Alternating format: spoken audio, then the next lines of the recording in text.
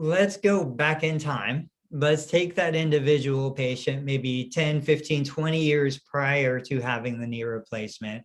And I would love to hear, before we turned on the camera, we were talking a little bit about some of the research and the studies out there on arthroscopic surgery and some of the newer studies that are coming out. I'm going to let you take over from here. Tell us about some of the newer findings that are going on related to debridements and arthroscopic surgery. Yeah, so as we sort of talked about, this is a little bit of a hot topic because it varies from patient to patient, it varies from surgeon to surgeon, and there's different sort of school of thoughts, and everybody has a good sort of, it's coming from a good place, and they just want to do what they think is right for the patient. So we're not condemning anything. We're just sort of presenting what the data shows. And so there was a study that came out from the British Journal. And there was a randomized control study. There was a meta-analysis. This is sort of like the highest grade studies looking at all the literature out there. And what a randomized control study is for folks listening in is essentially you are comparing side by side at the same time a group of patients who don't have the surgery or have what's called a sham surgery. I know it sounds scary to say that someone's performing sham surgery on you. However, it basically are performing some of the steps of the surgery, what a cleanup or debridement surgery is, but they don't actually do anything about it. They sort of run water and clean up that way, debride that way, but not so much with shavers and whatnot.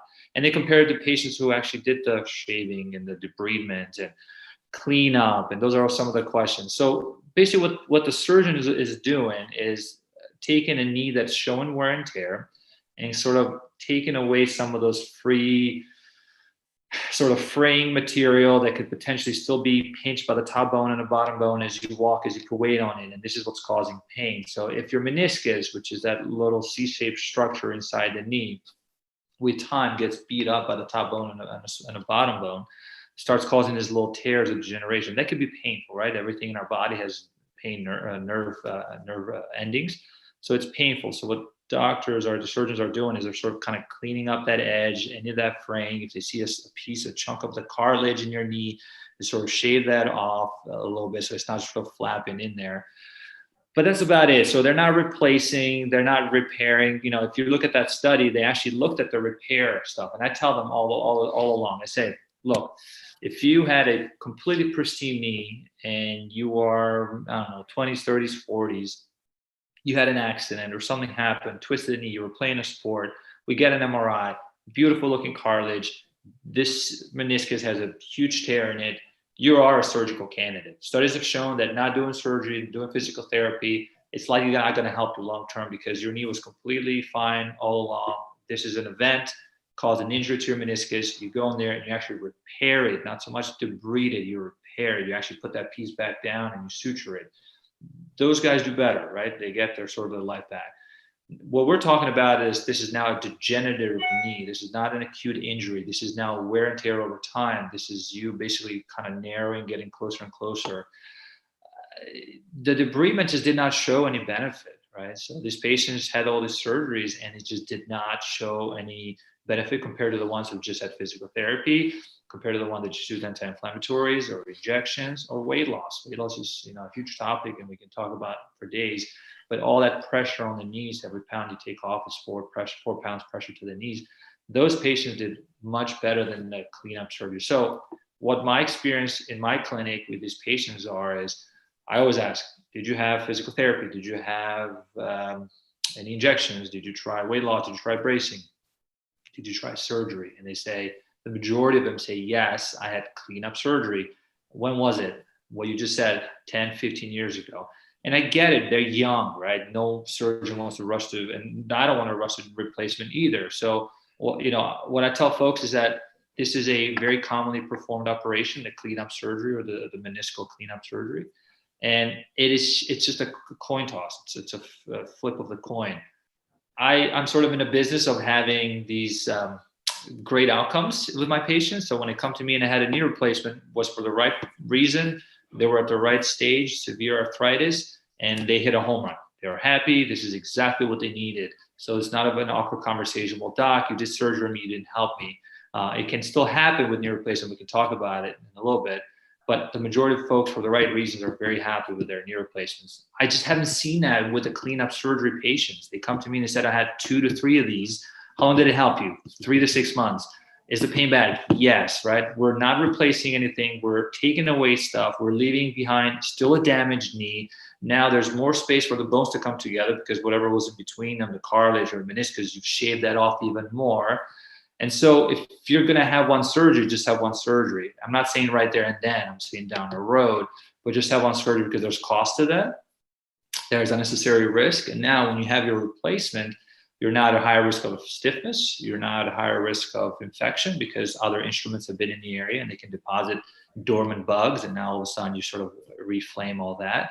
Every time I open these knees up for my knee replacement, there's a lot of scarring behind the kneecap. There's a lot of scarring behind the patella tendon. The little fat that we all have there is very scarred down, which makes the exposure hard and makes that track into the patella harder. So these folks get stiffness afterwards. And so, and again, they see different surgeons and they offer this, and that's okay, right? They just want to try anything they can. They're miserable, they hurt, and I totally get it. They just need to know the risks. They just need to know that the outcomes, what they are. And if they still say, I'll take my chance, then that's fine. Do I have any patients of mine that tried that? Maybe 1 or 2, but I usually just stay away. And folks appreciate that. They say, well, that's honest. I'd much rather you tell me that and I'll make the decision if I want it or not. But most folks sort of back out of it once I sort of lay it out that way. And, I can remember I was down in Florida when I first heard of the first study on this topic. So this would have been prior to 2006. I can't remember, maybe 2003, 4. And it just blew us away that, how can you say that having a knee scope or moving the floating pieces around in there isn't better? But, the data suggests that once you get past a certain phase, there really was no difference. And the people who had the sham surgery were so absolutely convinced because they felt so great. We've seen this procedure repeated in rotator cuff repairs where they were doing sham versus actual surgery and the outcomes were mixed. And so I have to wonder, though. I always go back to it's so easy to blame and vilify the surgeon, the physician, the physical therapist. But I wonder how much as well is the fact that I don't think it's always well explained to the patient on the purpose and the goal and what's happening.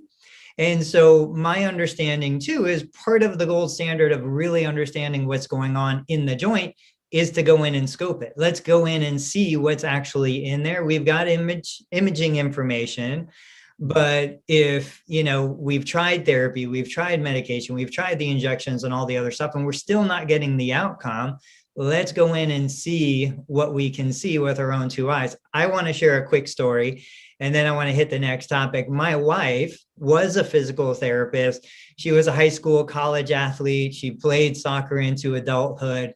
And before we were married, she had some floating cartilage around in her knee. She got the imaging. The imaging suggested some medial damage to the meniscus and the cartilage that covers the bone. I wasn't her husband at the time. This is an interesting story. So I was able to sit in on the surgery. We were friends with the surgeon, acquaintances with the surgeon. She got a spinal so that she was awake. I was awake. The surgeon's there with us and we're looking around. And everything that the MRI showed as problematic showed totally clean. And we were dumbfounded. We were like, well, what are we supposed to do now? And I genuinely believe it was one of those things where it would have been really easy to close it up, move her, into rehab. But as we kept looking and discussing, we're like, well, should we do microfracture? And he did shave the underside of the patella. She kept saying, I know the MRI is medial signs, but all my pain is lateral posterior. And once he got into that area, a big chunk of cartilage, I think it was like 30 millimeters, floated out that nobody had seen. So there it was. He pulled it out. We talked about cleaning up the edges. At that time, microfracture would have meant non-weight bearing. We were going to Ireland in like 3 weeks. We're like, we can't do that right now. So close it up. Did some physical therapy, went on our trip. But there's still so much context and so much we don't understand. And every human body is just so different.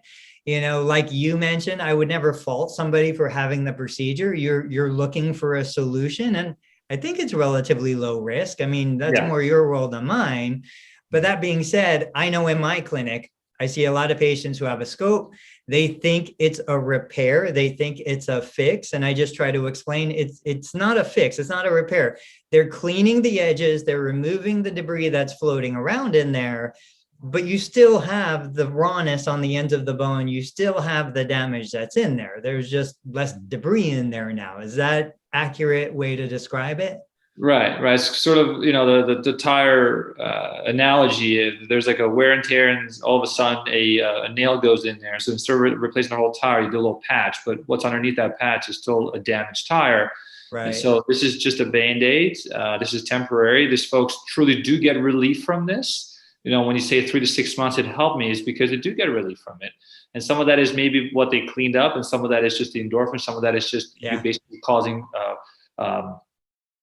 damage to the knee with the instruments. Right. And so all that sort of blood rushes there to repair. So all those sort of same thing with stem cell injections or the PRP injections. You're sort of bringing a lot of factors inside your knee that if there's any damage somewhere, they do patch things up. They do make patients feel better. And so they do get relief from it. And it's just that it's not long-term. Is the one that I've seen long-term is folks, again, otherwise a very pristine knee, a very unique injury with a particular pattern that the surgeon went in there and repaired, truly repaired, meaning you put together sutures and brought things together.